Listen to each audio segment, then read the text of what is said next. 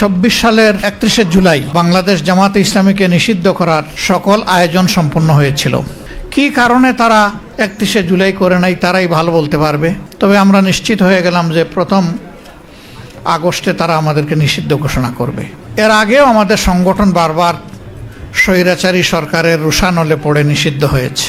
সুতরাং এই অভিজ্ঞতা আমাদের জন্য নতুন ছিল না, কিন্তু বাংলাদেশকে নিয়ে আমরা চিন্তিত হয়ে পড়লাম। তাহলে কি আধিপত্যবাদের বিরুদ্ধে এই দেশে আর কোনো সংগঠন তার অস্তিত্ব টিকিয়ে রাখতে পারবে না?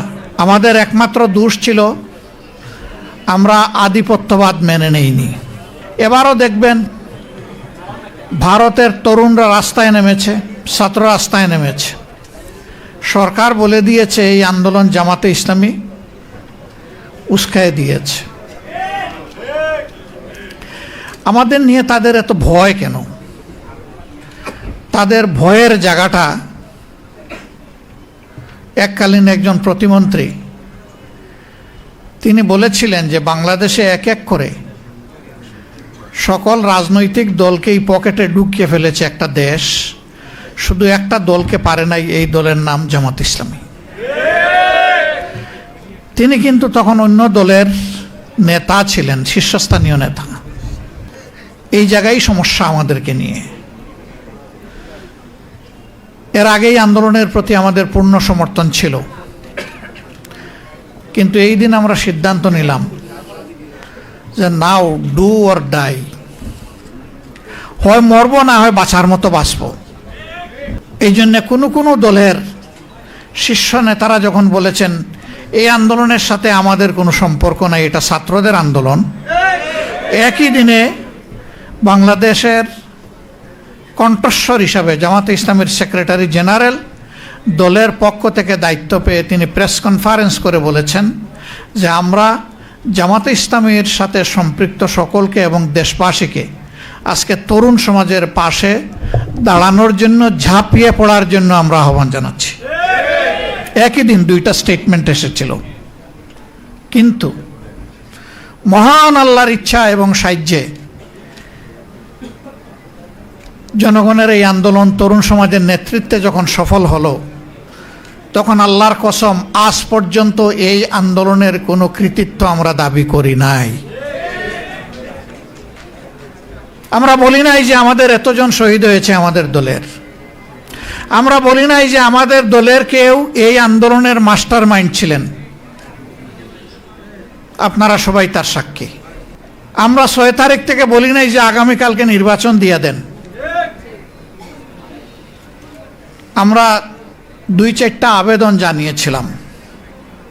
প্রথমত আমাদের দলীয় সহকর্মীদেরকে, কারণ এই দলটি বড় মজলুম দল ছিল, যেই দলের এক এক করে ১১ জন নেতাকে হত্যা করা হয়েছে ঠান্ডা মাথায়, ১,০০০ কর্মীকে হত্যা করা হয়েছে ঠান্ডা মাথায়, নারী পুরুষ শিশু বৃদ্ধ, কোনো বাস বিচার ছিল না।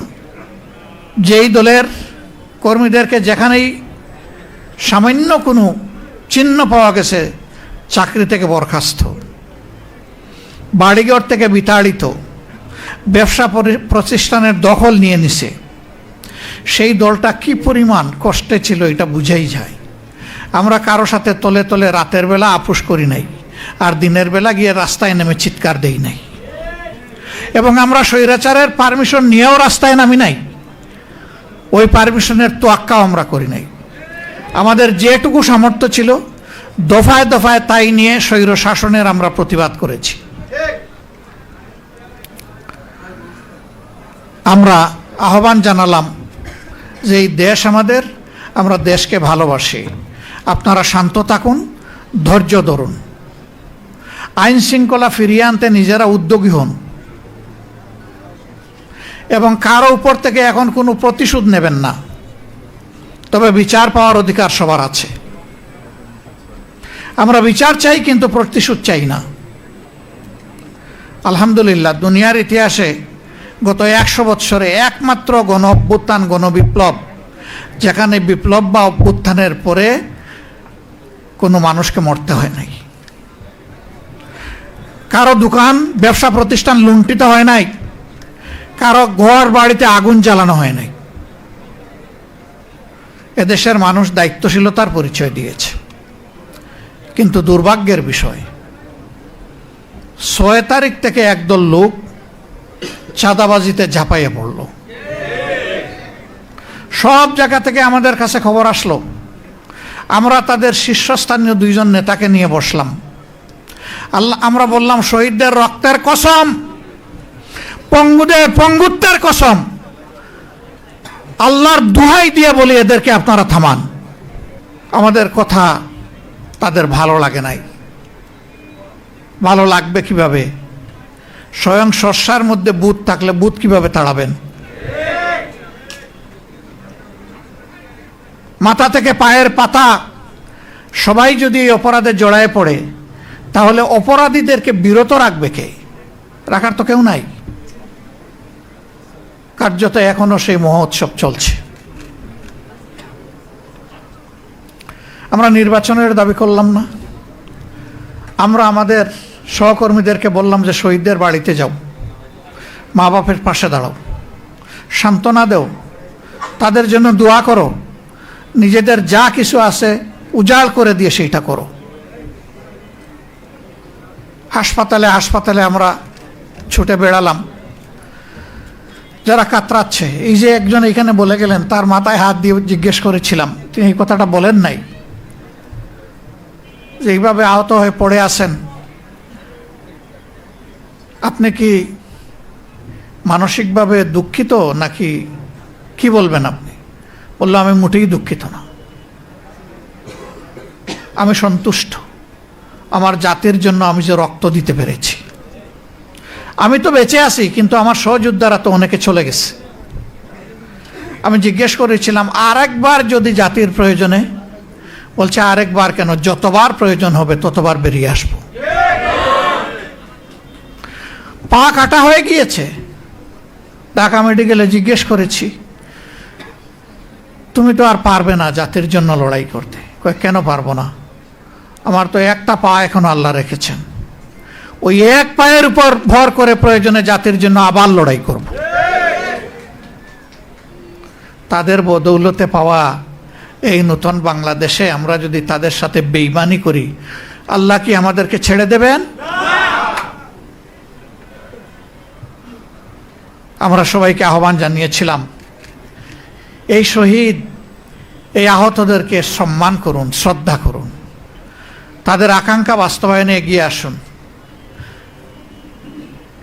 এখানে একজন দাঁড়িয়ে বলেছেন যে যারা নিহত হয়েছে, শহীদ হয়েছে, তাদের মধ্যে বেশিরভাগ প্রান্তিক জনগণ, এমনকি তারা ছাত্রও ছিল না। একটা সংখ্যা ছাত্র, বেশিরভাগ শ্রমিক। সেই শ্রমিকের কি কোনো কোটার দাবি ছিল?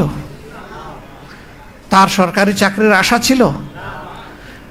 সে ওঠার জন্য যায় নাই। সে গিয়েছিল ফেসিবাদ মুক্ত একটা বাংলাদেশ দেখতে। আজকে সবই রয়ে গেল। সেই কোটা অত্যন্ত নিকৃষ্টভাবে এখন বাস্তবায়ন হচ্ছে।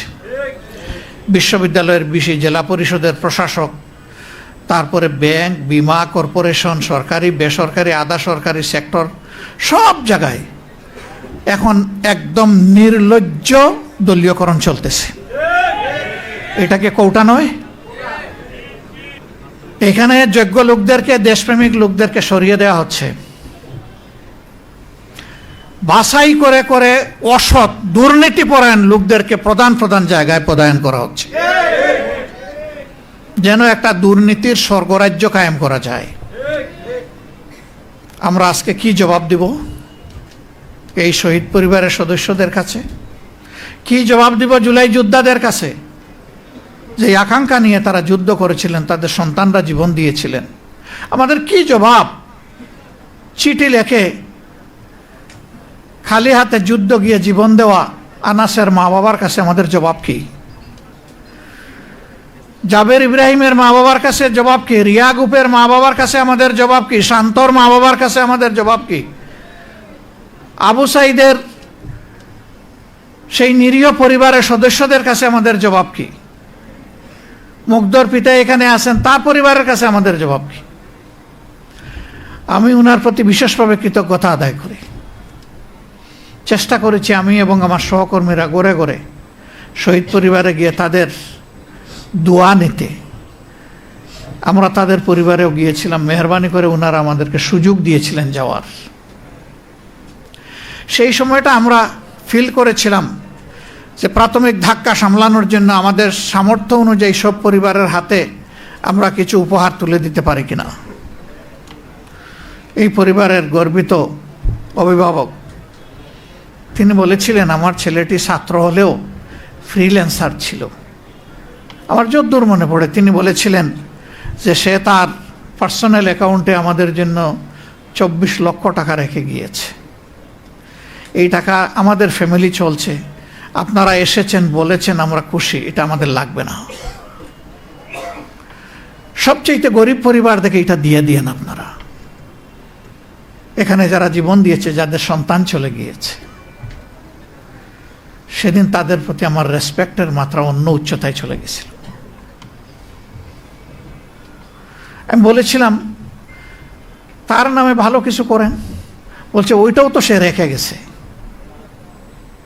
এই যে পবিত্র একটা আকাঙ্ক্ষা যে আমার ছেলে যে কারণে জীবন দিয়েছে, ওই কারণে সহযোদ্ধাদের প্রতি একটু সম্মান দেখালে আমি বরঞ্চ কৃতজ্ঞ হব, মানসিক প্রশান্তি পাব।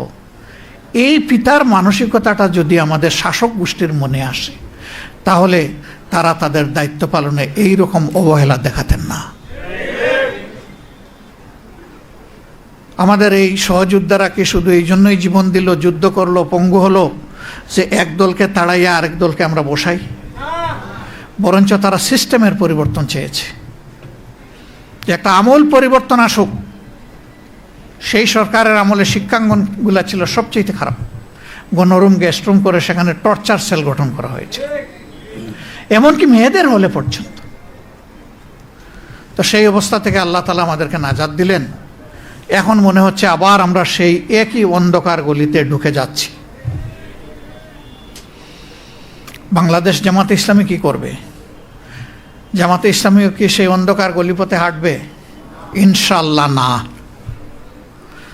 আপনাদেরকে কথা দিচ্ছি, এই জুলাই বিপ্লব হওয়ার পর থেকে যতগুলা কথা বলেছি এই ব্যাপারে, ইনশাআল্লাহ আল্লাহ আমাদেরকে বাঁচিয়ে রাখলে তার সবটুকু আমরা পালন করব। আমাদের হাতে সব কিছু নেই, আমরা সরকারে যাইনি, কোনো আফসোস নেই, কিন্তু আমরা সংসদে তো আছি। সংসদে দেশবাসীর হয়ে, শহীদদের কণ্ঠ হয়ে আমরা চিৎকার করতে থাকবো ইনশাআল্লাহ।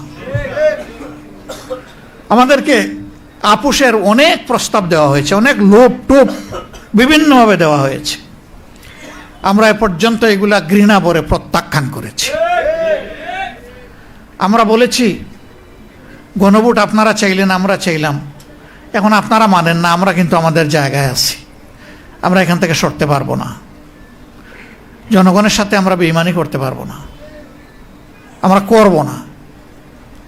আপনারা দোয়া করবেন আমাদের ওয়াদার উপর আমরা যেন টিকে থাকতে পারি, এবং ইনশাআল্লাহ আমরা আশাবাদী, আমরা আস্থাশীল, গণভোটের গণরায় এই বাংলার জমিনে বাস্তবায়ন হবে ইনশাআল্লাহ। আমরা ইস্যু ছাড়ব না। দ্বিতীয়ত, যারা জীবন দিল, প্রতিশোধ চাই না, কিন্তু বিচারটা কি পাবো না? শুধু কারো বাবার বিচার, নিজের বিচার, মায়ের বিচার, বোনের বিচার, ভাইয়ের বিচার হবে, আর এই দেশের নিরীহ জনগণ শহীদ হয়েছে তাদের হত্যাকারীদের বিচার হবে না? সেই বিচারও ইনশাআল্লাহ এই বাংলার মাটিতে হবে। কোনো বিচার 50 বছর পরে হয়েছে এই দেশে, কোনোটা হয়েছে 21 বছর পরে। আমরা কথা দিচ্ছি এই বিচারও ইনশাআল্লাহ জয় দিন, জয় মাস, জয় বছর পরে হবে হবে হবে ইনশাআল্লাহ। আমরা এটাও ছেড়ে দিব না, এই দাবি আমরা ছেড়ে দেব না। আমরা ছেড়ে দেওয়ার কেউ নই, আমরা ওয়াদাবদ্ধ, এই ওয়াদা আমাদেরকে বাস্তবায়ন করতে হবে। আমরা সরকারের কাছে খোলা মনে আহ্বান জানাবো, ভুলভ্রান্তি মানুষের হয়, দলের হয়, সরকারের হয়, বিরোধী দলের হয়, সবার হইতে পারে। আমরা মনে করি সুস্পষ্টভাবে আপনারা জাতির সাথে দেওয়া কথা লঙ্ঘন করেছেন, আপনারা জাতির সাথে বিশ্বাস রক্ষা করেন নাই, আপনারা বিশ্বাসঘাতকতা করেছেন। আপনারা ফিরে আসেন, এই দাবি মেনে নেন, দানাই পানাই বাদ দেন, এইটা ওইটা ডানে বামে চলা বাদ দিয়ে সোজা চলেন। জাতি কঠিন সংকটে আপনাদের পাশে থেকে এই দেশকে গড়বে ইনশাল্লাহ, কারণ আমরা আমাদের দেশকে ভালোবাসি। আরেকটা কথা আমরা বলে দিচ্ছি, আমাদেরকে বিভিন্ন ভয়ভীতি দেখানো হচ্ছে, আপনাদেরকেও দেখানো হচ্ছে। আল্লাহর কসম, আল্লাহ ছাড়া কাউকে ভয় করি না। কেন ভয় করব? ফাঁসির তক্তার উপরে তো আমাদের নেতৃবৃন্দ দাঁড়িয়ে বলেছেন, সাবধান, অন্যায়ের কাছে মাথা নত করা যাবে না।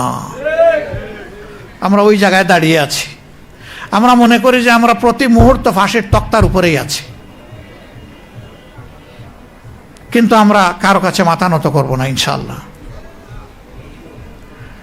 আমাদেরকে যাই করা হোক, যাই বলা হোক, আখের মনে রাখবেন যে সমস্ত শক্তি এবং কুওয়াতের মালিক হচ্ছেন আল্লাহ রাব্বুল আলামিন।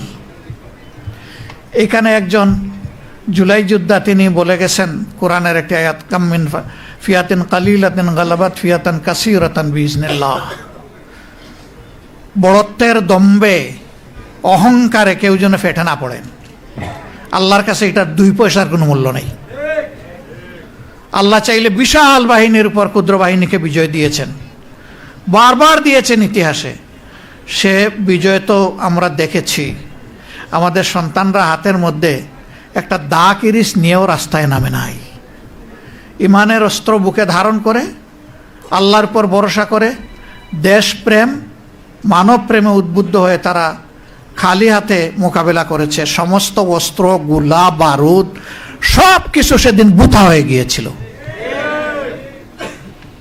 এটি বিশ্বের ইতিহাসে আনপ্রেসিডেন্টেড, এটার কোনো তুলনা নাই। এই দেশের মানুষকে, যুব সমাজকে মেহরবানি করে ভয় দেখাবেন না।